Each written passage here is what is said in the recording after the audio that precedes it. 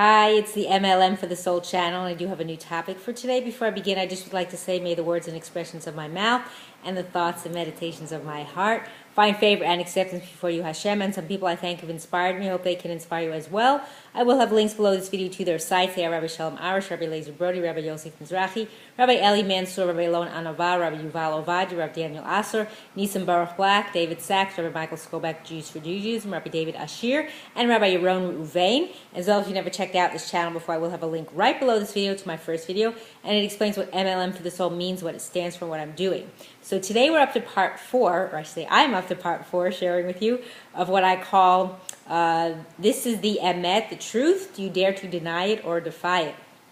So this is again taken from the Rashi of Artscoll, the Saperstein edition. This is their personal size, and this is from Parshat Devarim, and I should say Sefer Devarim, and Parshat Nitzavim. So from where we left off, where I left off the last time. So it's almost finished, and I believe I'm going to finish this series, what I call today, for this particular video. I'm not sure if I'm going to go on to Parshat Vayelech or not. I haven't decided, or I may just start a new topic. So I'm going to actually read this in Hebrew and in English, because it's appropriate and applicable for you to understand it, and I think most people know this part. So this is from Perek, what Perek you're on? Lamed, which is 30, and it's Pasuk, Tet Vav or 15. Re'ena tati lefanecha hayom et hachayim et hatov et hamavet et hara. See, I have placed before you today life and good, and death and evil. So let's see. When it says et hachayim et hatov, this is dependent upon if you will do good, then you have life, and if you will do evil, then you have death. So what it is it gives you 4 options. This is the Rashi commentary, from which one can choose life, good, death, and evil. But if there were in fact 4 options, it seems like there are 4 options, Scripture would have paired life with its opposite, death, and goodness with its opposite, evil. Instead, the verse pairs life with goodness to indicate that they go hand in hand, as do death and evil. So the Torah actually only presents 2 options and not 4. That's Minchas Yehuda Sifsei Chacham that explains that. So even though it seems like there's 4, it's not, because it's saying you have the good, because it's saying and, but they actually go together in a pair. Okay, next pasuk. Asher anochi mitzavcha hayom la'ahva et Hashem Elokecha v'lecha b'drachav v'lishmor mitzvotav v'chukotav u'mishpatav v'chayita v'ravita v'racha Hashem Elokecha ba'aretz asher atav Hashem alarishta. That's a long pasuk.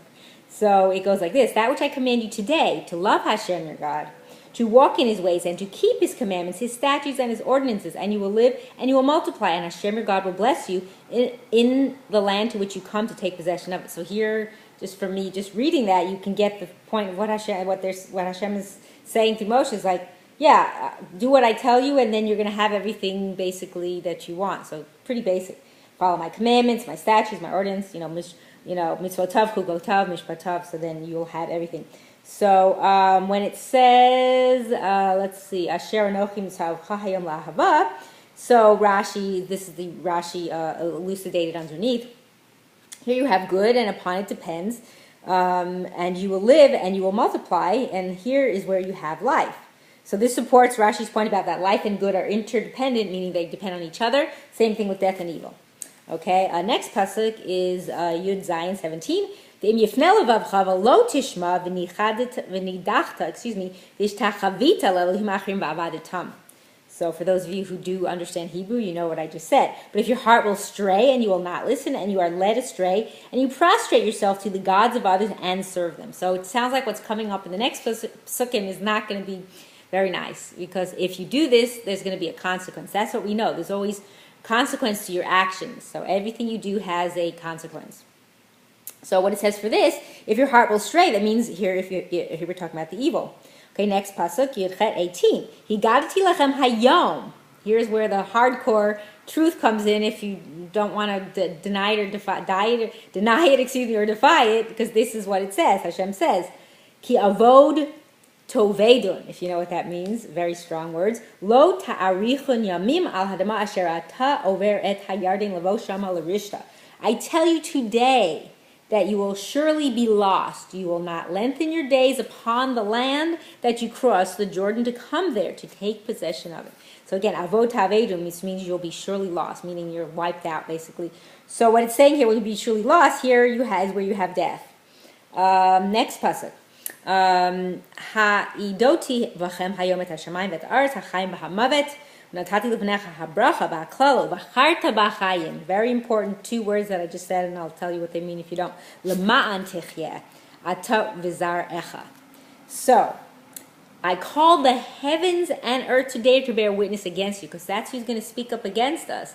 Same thing with if you think you could do things in hidden rooms, so to speak, hide what you're doing and nobody's going to see. That's the problem, is that the walls are going to speak up for us. We don't understand what that means when our neshama, when our soul leaves our body, but yeah, we can't hide anything. So I call the heavens and earth today to bear witness against you. I have placed life and death before you, blessing and curse. And you shall choose life. Those 2 important words, I said, uvacharta v'chayim, meaning it is your choice. Nobody can force you to do anything. So that you will live, you and your offspring. So there's what Hashem's saying. You do the right thing. You have the choice between them. Now that's how you have life. So let's see. So when it says that he calls the heavens and earth to bear witnesses, again, Rashi is explaining, for they last forever, and when the evil will befall you, they will be witnesses that I warned you about all this. So I'm not reading the Hebrew, there's Hebrew and English next to it, but I'm just reading the English. So that's what it means.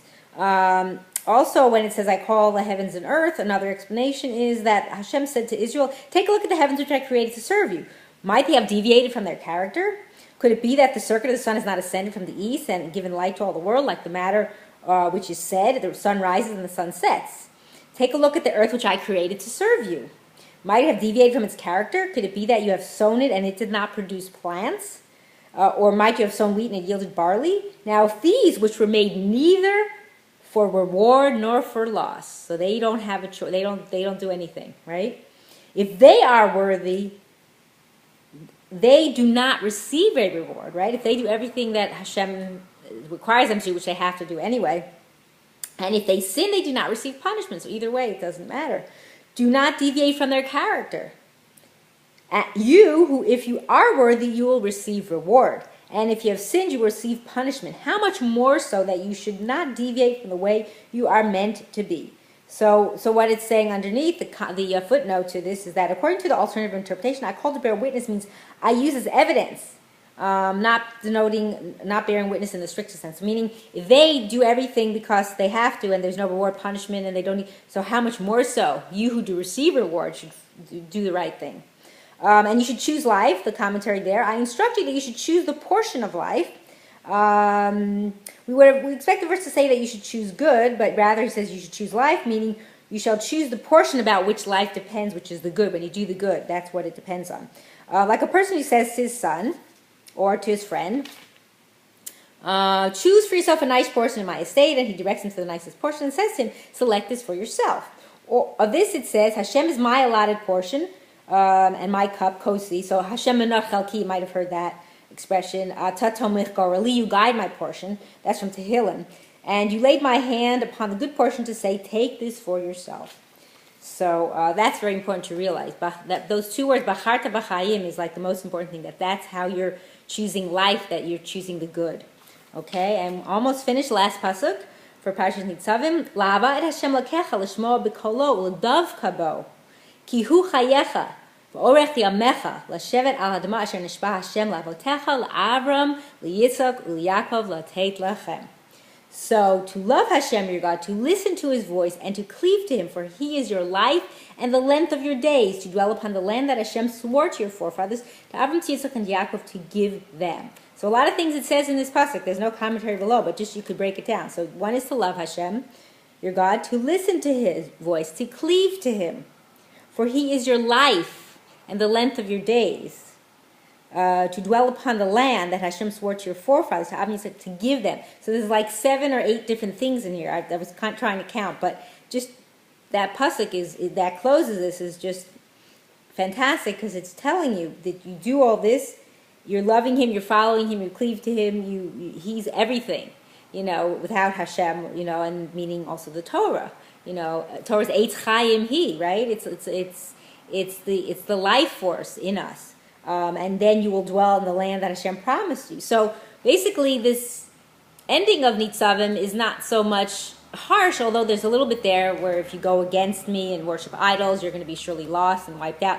One thing Hashem can't stand is idol worship, and idol worship doesn't mean idols that people make like stone idols, or what. It could be many types of idolatry, but specifically an idol that you're worshiping. It could be a rabbi, chas v'shalom, that you believe that he's going to do things not Hashem, or different people have different types of idols in their lives.